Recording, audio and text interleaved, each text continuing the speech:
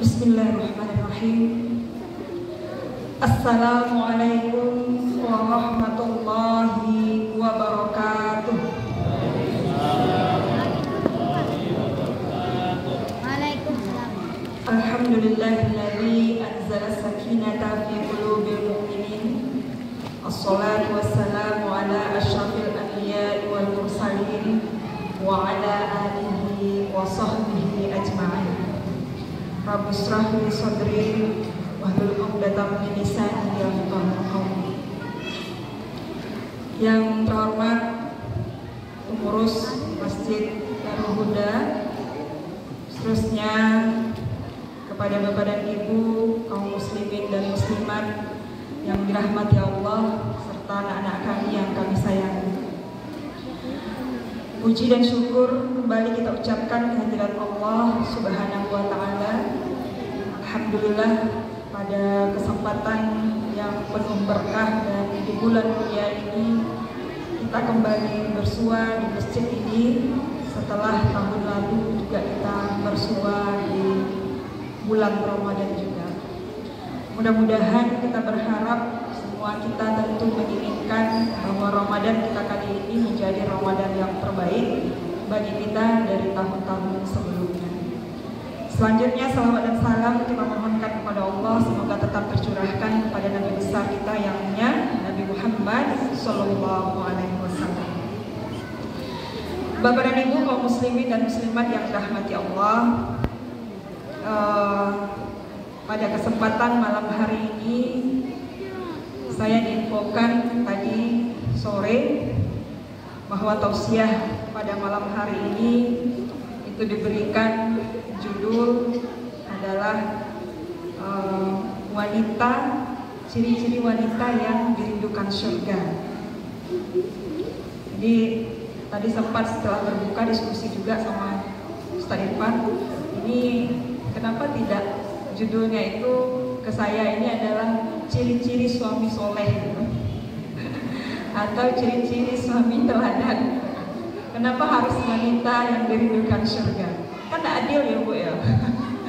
Kenapa kita yang selalu difavoritkan itu judulnya adalah wanita dalam Islam, kemudian wanita yang dirindukan surga, tetapi tidak pernah dibahas Pak, ya, suami yang soleh, suami yang bijaksana, ciri-ciri suami teladan. Nah ini kan kita pengen juga membahasnya.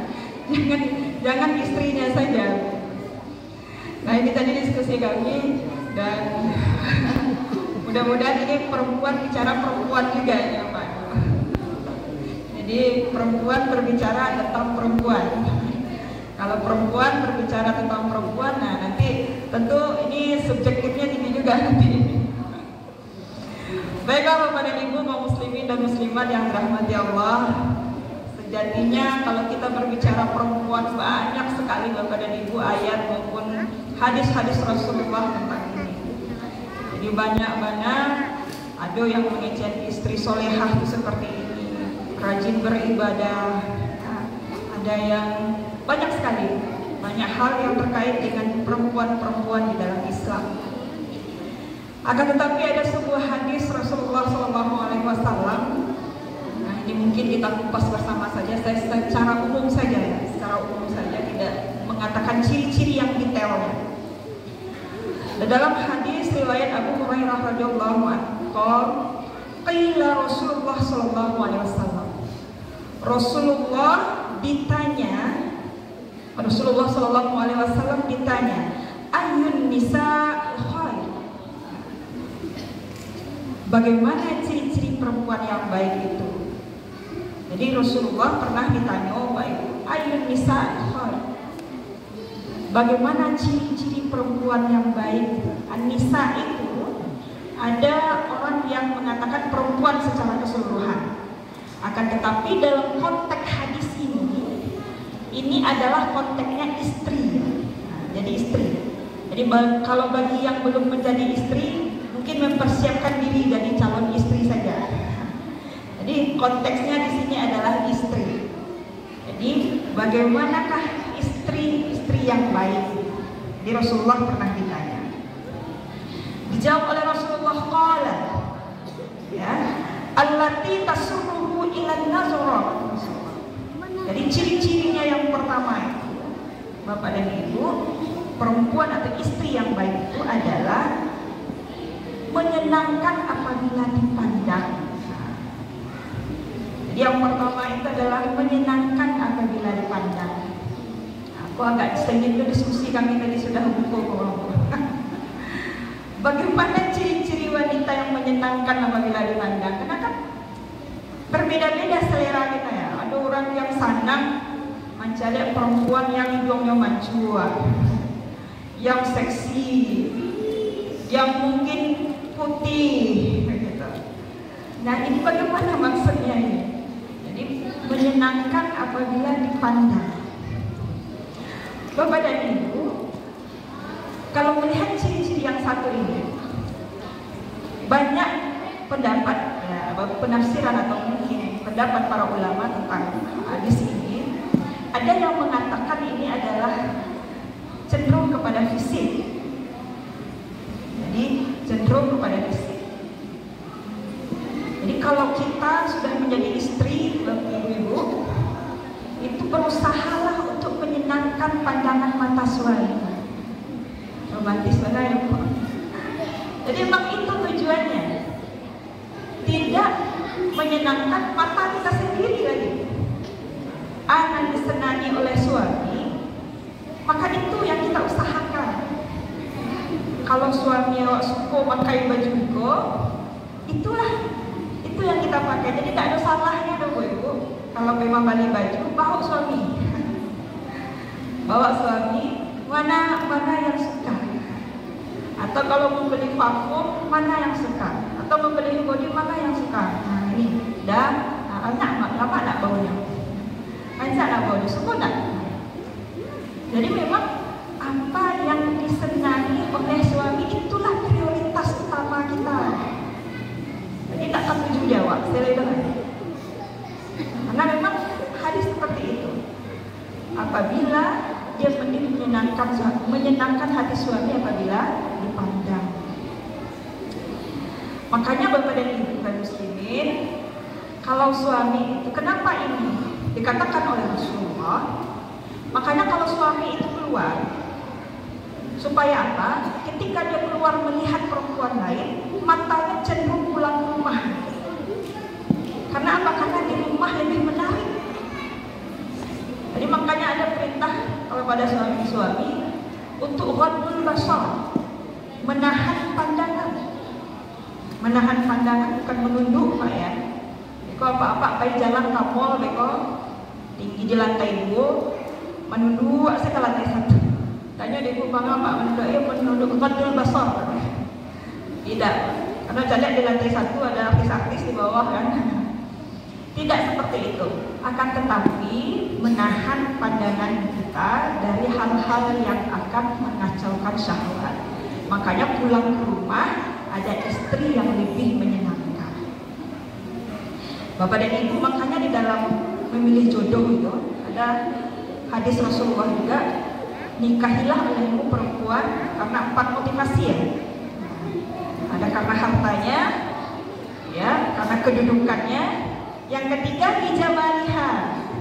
Yang terakhir baru agamanya. Jadi karena kecantikannya. Tapi tidak disapuin aja Pak itu. Jamal kok kriteria itu baan. Apakah perempuan yang tinggi semampai tidak? Karena selera kita kan masing-masing berbeda.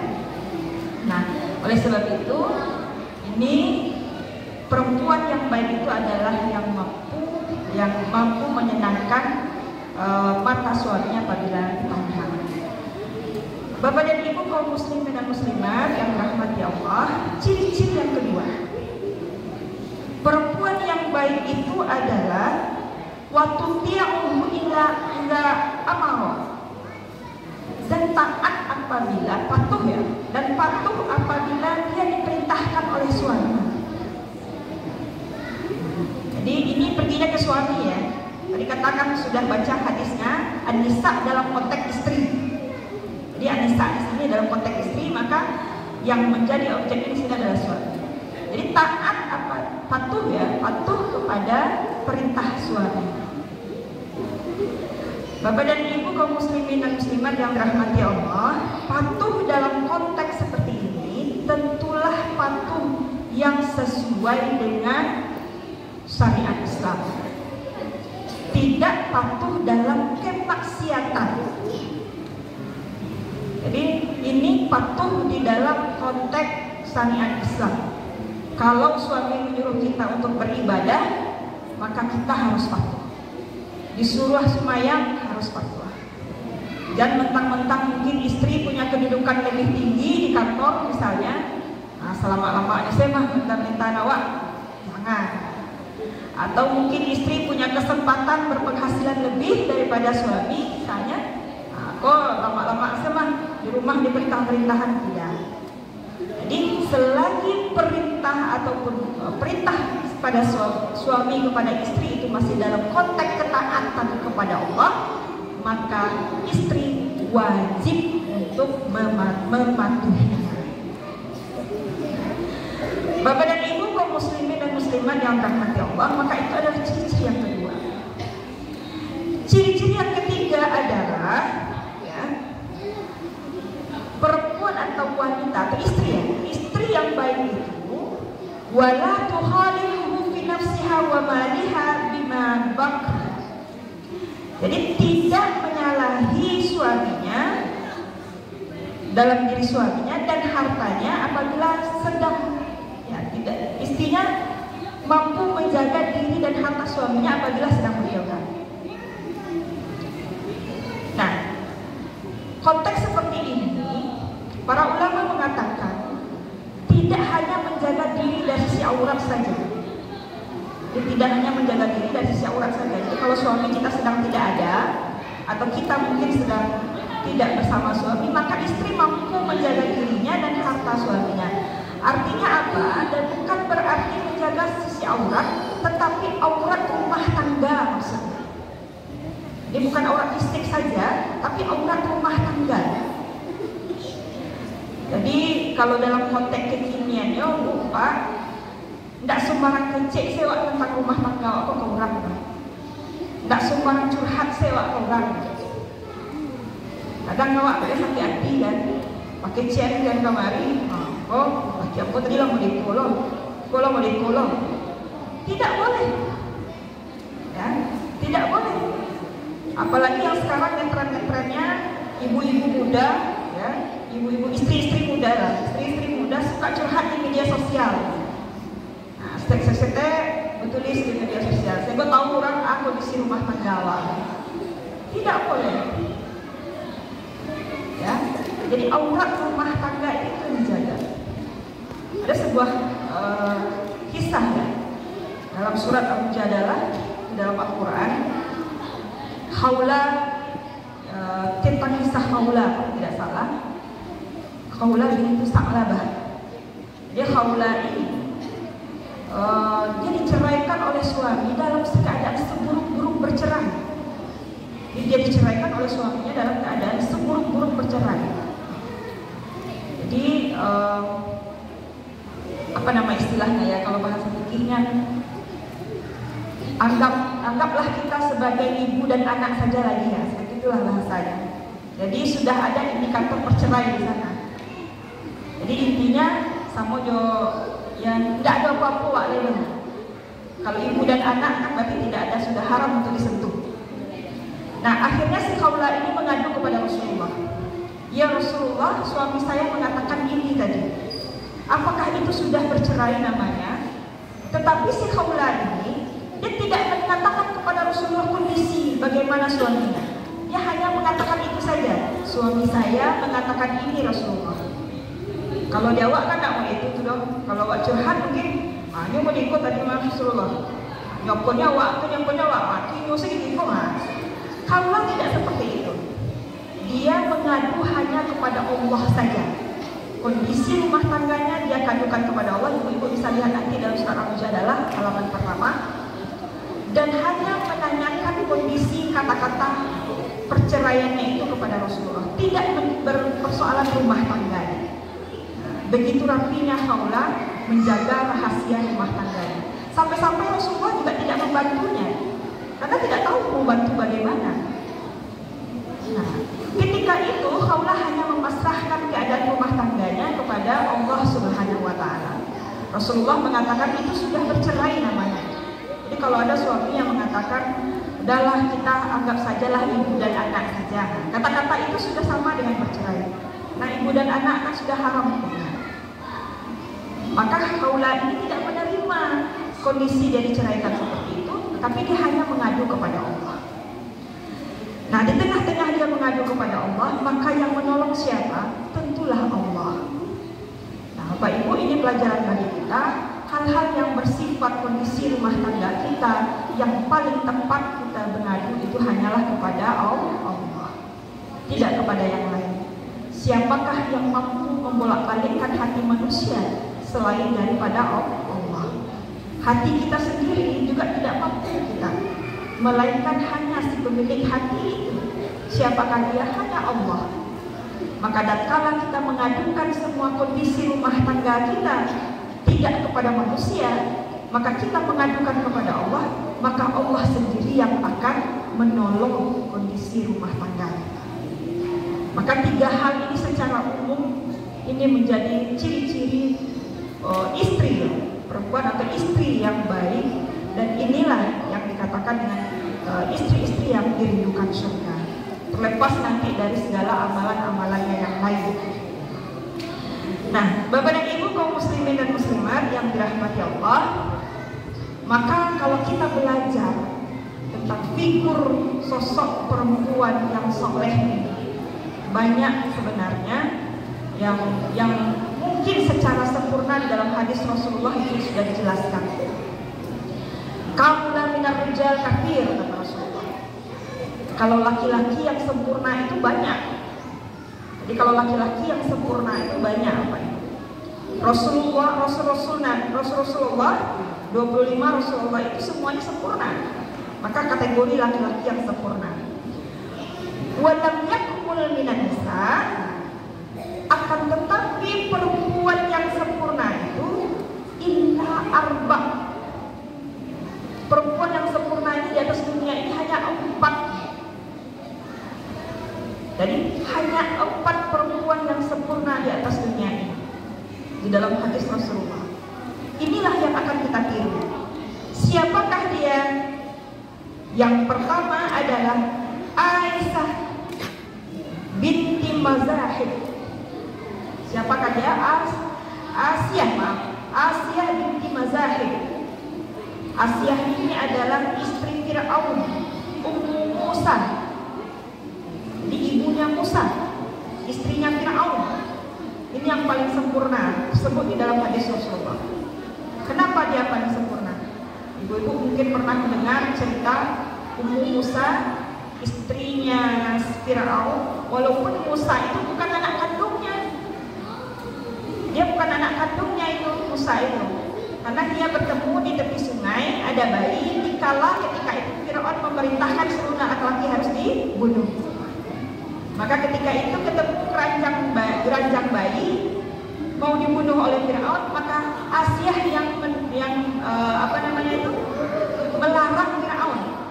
Mampu dia menahan Fir'aun agar tidak membunuh Musa. Maka Musa diambilnya sebagai anak oleh Fir'aun. Nah, inilah dia Asyah binti Mazahib. Nah, Asyah ini merawat Nabi Musa sampai besar, sampai dia menjadi nabi. Maka Asyah walaupun dia menjadi istri Fir'aun, tapi dialah orang yang pertama beriman kepada Musa. Ini luar biasa. Jadi ditanggakannya seluruh jabatannya sebagai istri raja, dan dia mampu beriman kepada Allah Subhanahu wa Ta'ala melalui Nabi Musa. Nah, sebenarnya banyak kisah sebenarnya tentang Asyah ini. Ini yang pertama. Perempuan yang kedua siapa? Perempuan yang kedua adalah Maryam binti Imran. Jadi Maryam binti Imran ini siapakah dia? Kalau ada orang yang mengatakan, kalaulah ada Rasul dari perempuan, maka yang lebih cocok untuk dikatakan Rasul itu dari kalangan perempuan adalah Maryam. Seperti itu benar. Ya, dia orang yang saleh, orang yang bijaksana, orang yang cerdas, orang yang pintar. dan orang yang mampu menjaga kesuciannya.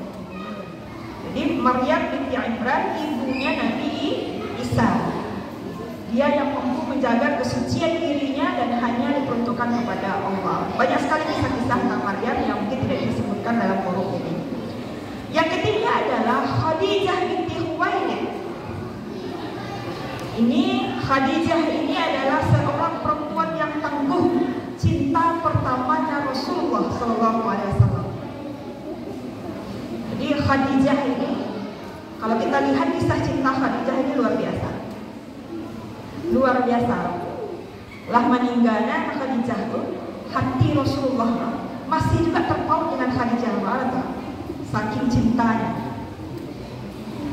Jadi Khadijah ini orang yang tangguh, perempuan tangguh yang mendampingi Rasulullah SAW, dan dia adalah orang yang mampu mengorbankan seluruh harta dan jiwanya untuk agama Allah. Maka cinta pertama Rasulullah itu adalah Khadijah. Sampai-sampai Aisyah cemburu. Datang sudah menikah Rasulullah dengan Aisyah. Tiba-tiba Aisyah lagi duduk-duduk dengan Rasulullah. Tiba-tiba ada tamu. Ya, ada tamu yang datang itu adalah teman-temannya Khadijah. Rasulullah mendengar teman-temannya Khadijah langsung gembira. Langsung bergembira dan menyambut teman-teman Khadijah ini dengan suka hati, sampai-sampai di dalam hadis dijelaskan memotong satu ekor kambing untuk temannya Khadijah. Temannya saja gembiranya bukan main, apalagi Khadijah ya. Temannya saja udah berbunga-bunga hati Rasulullah. Nah, jadi memang cintanya Rasulullah kepada Khadijah ini cinta mati. Kalau ada yang mengatakan Aisyah bagaimana Ustazah? Aisyah betul juga, cinta juga. Tetapi Aisyah ini ibaratnya kalau di dalam kisah-kisah itu gulai tanpa garam. Jadi makin apa ya namanya? Menyenangkan. Hati Rasulullah itu menyenangkan dengan adanya Aisyah. Tapi yang paling sempurna cintanya itu adalah cintanya Khadijah. Nah, itu ibaratnya. Yang terakhir siapa? Perempuan yang paling sempurna itu adalah Fatimah binti Muhammad. Fatimah binti Muhammad adalah sosok perempuan yang tangguh juga. Perempuan yang sangat mirip dengan Rasulullah. Jadi ada hadis Aisyah itu mengatakan Fatimah ini sangat mirip dengan Rasulullah. Cara berbicaranya, parasitanya sangat mirip dengan Rasulullah. Fatimah ini termasuk orang yang kuat, yang mirip dengan ibunya Khadijah. Ketika ibunya meninggal, dia masih kecil. Maka Nabi Muhammad sangat sayang kepada Fatimah. Ketika Nabi Muhammad diserang oleh musuh-musuhnya, diberikan usus unta waktu itu, dilempar ke Nabi Muhammad, maka Fatimah memeluk Nabi Muhammad dan membersihkan ayahnya dari percikan darah usus unta. Nah, ini luar biasa. Sampai Rasulullah mengatakan siapa yang menyakiti Fatimah maka tentunya menyakiti hati saya. Ini luar biasa kisah Fatimah, orang yang sungguh dia sebenarnya mampu, tetapi dia memilih untuk rendah hati. Suatu ketika dia pernah meminta kepada ayahnya untuk dicarikan pembantu karena dia sudah capek mengurus rumah semuanya, pekerjaan yang tidak kunjung berhenti. Apa kata Nabi Muhammad? Wahai Fatimah, pergilah kamu ke tempat tidurmu dan bacalah Allahu Akbar, Subhanallah, walhamdulillah. Akhirnya Fatimah mengatakan ini adalah kado terindah bagiku. Jadi tidak jadi minta pembantu dong. Karena kata Nabi, baca sajalah Allahu Akbar, Subhanallah, walhamdulillah, maka engkau akan dapat berkahnya. Apa yang kamu kerjakan, maka kamu akan mendapatkan berkah di dunia dan di akhirat. Nah, inilah sahdunya perjalanan perjuangan dari 4 sosok perempuan sempurna di dalam Islam. Bapak dan Ibu, banyak hal kisah-kisah ini yang mungkin kalau kita kupas semuanya menjadi suri teladan bagi kita untuk menjadi sosok perempuan yang sempurna. Terakhir, pesan kami adalah kalau kita punya anak perempuan, maka kisah keempat perempuan sempurna ini kita tanamkan kepada anak-anak perempuan kita. Bagaimana sosok seorang Khadijah bagaimana sosok seorang Maryam, bagaimana kepribadian Asia, bagaimana kepribadian Fatimah, maka inilah yang akan kita tanamkan menjadi karakter diri anak-anak perempuan kita. Maka itulah barangkali yang bisa saya sampaikan pada forum ini. Dan wanita-wanita yang dirindukan surga itu adalah sosok-sosok wanita yang dicontohkan di dalam hadis Rasulullah tadi. Terima kasih, mungkin itu yang bisa saya sampaikan, dan banyak maaf. Billahi taufiq wal hidayah. Wassalamualaikum warahmatullahi wabarakatuh.